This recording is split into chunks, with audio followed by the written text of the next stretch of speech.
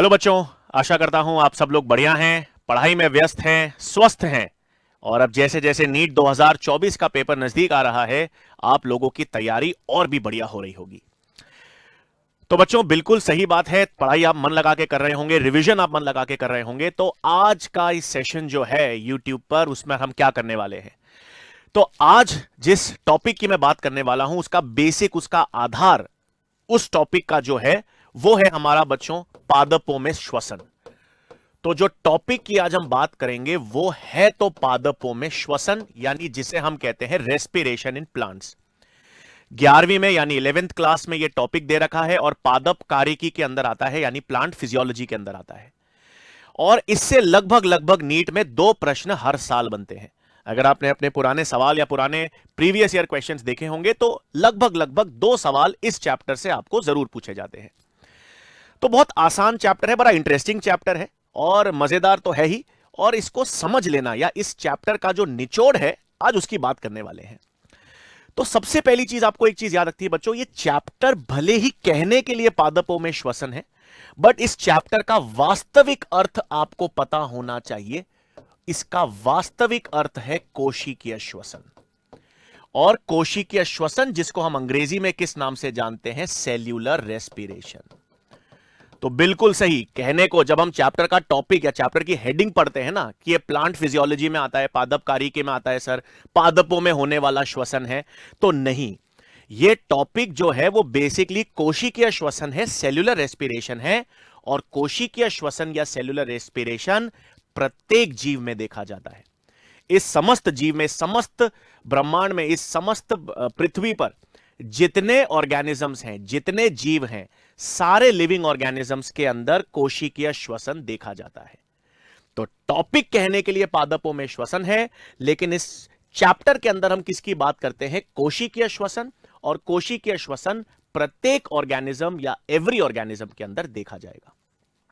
अब है क्या ये? जब हम इस चैप्टर की बात करते हैं तो जैसे मैंने कह दिया, इस चैप्टर का बेसिक अर्थ ही है कि कोशिकीय श्वसन, या जिसको मैंने कह दिया सेल्यूलर रेस्पिरेशन। अब क्या है भाई, ये सेल्यूलर रेस्पिरेशन का क्या अर्थ है? तो आपको पहली चीज याद होनी चाहिए, जब हम कोशिकीय श्वसन या सेल्यूलर रेस्पिरेशन की बात कर रहे हैं तो कोशिकीय श्वसन का अर्थ है हमारे पास कार्बनिक अणु होते हैं।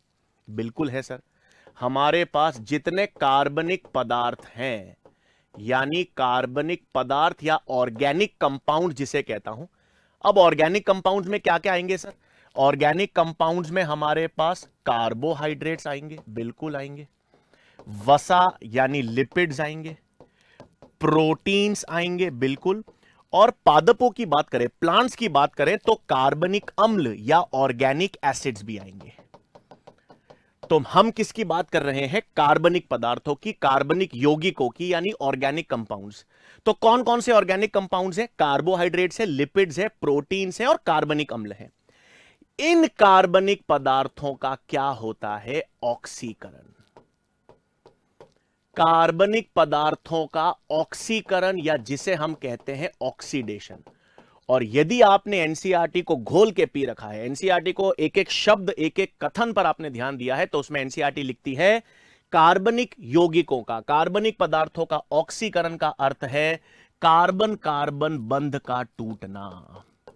अगर आप अपनी एनसीईआरटी खोलकर बैठे हैं तो उसमें आपको लिखा होगा, इंग्लिश में लिखा हुआ है ब्रेकेज ऑफ सीसी बॉन्ड्स, या कार्बन कार्बन के बंध का अपघटन। तो जब हम कार्बनिक यौगिकों की बात करते हैं, कार्बोहाइड्रेट्स हैं, लिपिड्स हैं, प्रोटीन्स हैं, ऑर्गेनिक एसिड्स हैं, इनका ऑक्सीकरण होगा।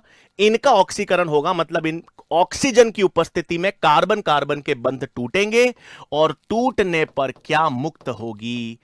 ऊर्जा या एनर्जी। तो यही हमारे पास इस फ्लो चार्ट के माध्यम से आपको परिभाषा ध्यान में रखनी है कि भाई कोशिकीय श्वसन है क्या, सेल्यूलर रेस्पिरेशन क्या है। सेल्यूलर रेस्पिरेशन का मतलब है जब ये कार्बनिक यौगिक हैं, कार्बनिक यौगिकों का ऑक्सीकरण होगा, ऑक्सीजन की उपस्थिति में कार्बन कार्बन के बंध टूटेंगे, और टूटने पर ऊर्जा विमुक्त होगी, एनर्जी रिलीज होगी। और जब एनर्जी रिलीज होगी तो उस प्रक्रिया को ही हम कोशिकीय श्वसन कहते हैं। मतलब इस चैप्टर का निचोड़ यह है कि हम कोशिकीय श्वसन क्यों कर रहे हैं। एक पादप कोशिका है, एक प्लांट सेल है, एक जंतु कोशिका है, एक जीवाणु, एक बैक्टीरियल सेल है। क्योंकि मैंने अभी आपसे कहा कि सभी जीवों में, बैक्टीरिया से लेकर मानव तक, आप जीवाणु है, आर्की जीवाणु है, कवक है, फंगाई है, प्लांट है, शैवाल है, जंतु हैं, हर ऑर्गेनिज्म कोशिकीय श्वसन दर्शाता है। तो सब में कोशिकीय श्वसन क्यों हो रहा है? कोशिकीय श्वसन इसलिए हो रहा है ताकि ऊर्जा बन सके। हर सेल, हर कोशिका, हर ऑर्गेनिज्म ऊर्जा बनाने के लिए कौन सी प्रक्रिया का इस्तेमाल करेगा? कोशिकीय श्वसन। और ऊर्जा कब निर्मित होगी? ऊर्जा तब बनेगी या ऊर्जा तब रिलीज होगी जब कार्बोहाइड्रेट्स, लिपिड्स, प्रोटीन्स और कार्बनिक अम्ल का ऑक्सीकरण होगा। इनका ऑक्सीकरण होगा, कार्बन कार्बन के बंध टूटेंगे, और कार्बन कार्बन के बंध टूटने पर जब ऊर्जा रिलीज होती है तो उस चैप्टर, इसको हम कोशिकीय श्वसन कहते हैं। तो इसका मतलब ये तो ठीक है। तो इन सब यौगिकों को, मतलब आपके पास कार्बोहाइड्रेट्स हैं, लिपिड्स हैं, प्रोटीन्स हैं और ऑर्गेनिक एसिड्स हैं, यही सब कार्बनिक यौगिक हैं। यही कार्बनिक यौगिकों के ऑक्सीकरण से ऊर्जा बनेगी। तो इन सभी को क्या कहा जाता है? इन सभी को हम कहते हैं श्वसन क्रियाधार। हिंदी में तो इन्हें कहेंगे श्वसन क्रियाधार, या अंग्रेजी में इसे हम कहते हैं रेस्पिरेटरी सबस्ट्रेट्स। तो कार्बोहाइड्रेट क्या है? एक श्वसन क्रियाधार, रेस्पिरेटरी सबस्ट्रेट है। लिपिड क्या है? श्वसन क्रियाधार है। प्रोटीन क्या है? श्वसन क्रियाधार है। ऑर्गेनिक एसिड क्या है? श्वसन क्रियाधार है। क्यों ये सब श्वसन क्रियाधार क्यों है? क्योंकि इन सब के ऑक्सीकरण से, इन सब के कार्बन कार्बन के बंध जब टूटेंगे तो उससे क्या रिलीज होती है? ऊर्जा विमुक्त होती है। इसमें एक चीज और याद रखिएगा बच्चों कि जो कार्बोहाइड्रेट्स हैं ये सबसे कॉमन श्वसन क्रियाधार है। सबसे कॉमन श्वसन क्रियाधार का मतलब है सबसे पहले ऊर्जा देने में। कहते हैं ना, वो कौन से स्टूडेंट्स होते हैं जो सबसे पहले, सर मैं आंसर दूंगा, तो सबसे पहले ऊर्जा कौन देगा? कार्बोहाइड्रेट्स। कार्बोहाइड्रेट्स, और कार्बोहाइड्रेट का सबसे सरलतम रूप आपको पता ही है क्या होता है? ग्लूकोज। तो तुरंत ऊर्जा देने में, तत्काल ऊर्जा देने में, इंस्टेंट एनर्जी देने में कौन काम करते हैं? कार्बोहाइड्रेट्स, जिसका सबसे कॉमन उदाहरण है ग्लूकोज। फिर कार्बोहाइड्रेट्स के बाद ऊर्जा कौन देता है? वसा या लिपिड्स।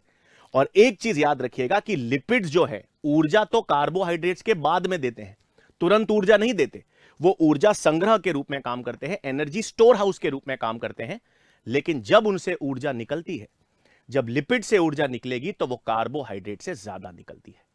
ये आपको पॉइंट याद भी होना चाहिए कि जब हम बात करते हैं कि 1 ग्राम, जब हम 1 ग्राम कार्बोहाइड्रेट की बात करते हैं तो 1 ग्राम कार्बोहाइड्रेट के ऑक्सीकरण से लगभग 4.2 किलो कैलोरीज ऊर्जा मिलती है।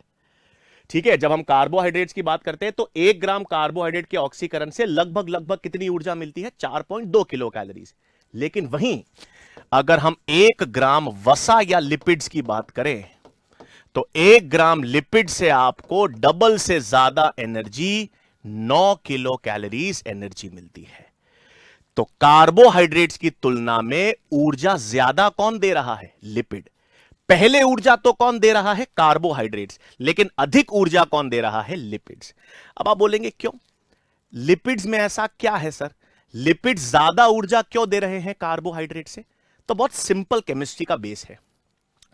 आपको इतना याद रखना है बच्चों कि ऊर्जा तब मिलती है जब ऑक्सीडेशन होता है ना भाई? भाई ऊर्जा कब मिलेगी? कार्बोहाइड्रेट्स ऊर्जा कब देंगे? लिपिड्स ऊर्जा कब देंगे? दोनों की अनुपस्थिति में प्रोटीन से ऊर्जा कब मिलेगी? उनसे ऊर्जा तब मिलेगी जब उनका ऑक्सीकरण होगा। और ऑक्सीकरण कैसे यौगिकों का होता है? ऑक्सीडेशन अपचयित पदार्थों का होगा या ऑक्सीकृत पदार्थों का होगा? मतलब ऑक्सीडेशन ऑक्सीडाइज्ड चीजों का होगा या रिड्यूस्ड चीजों का होगा? तो ऑब्वियस ही बात है भाई, अपचयित चीजों का होगा, रिड्यूस्ड चीजों का होगा। तो अपचयित पदार्थ यानी रिड्यूस्ड जिसे मैं कह रहा हूं, तो अपचयित पदार्थों का होता है ऑक्सीकरण, और उनके ऑक्सीकरण से क्या मिलती है? ऊर्जा। तो इसका मतलब अगर कोई यौगिक ज्यादा अपचयित है यदि कोई यौगिक ज्यादा रिड्यूस्ड है तो उसका ऑक्सीडेशन भी ज्यादा होगा, और यदि उसका ऑक्सीडेशन ज्यादा होगा तो उससे ऊर्जा भी ज्यादा मिलेगी। तो जब हम कार्बोहाइड्रेट्स और वसा की बात करते हैं तो कार्बोहाइड्रेट्स की तुलना में वसा या लिपिड्स जो है वो अधिक अपचयित होते हैं, और क्योंकि लिपिड्स कार्बोहाइड्रेट्स की तुलना में अधिक अपचयित होते हैं, ज्यादा रिड्यूस्ड होते हैं, तो उनका ऑक्सीकरण भी ज्यादा होता है, और ऑक्सीकरण ज्यादा होगा तो उनसे ऊर्जा भी ज्यादा रिलीज होगी।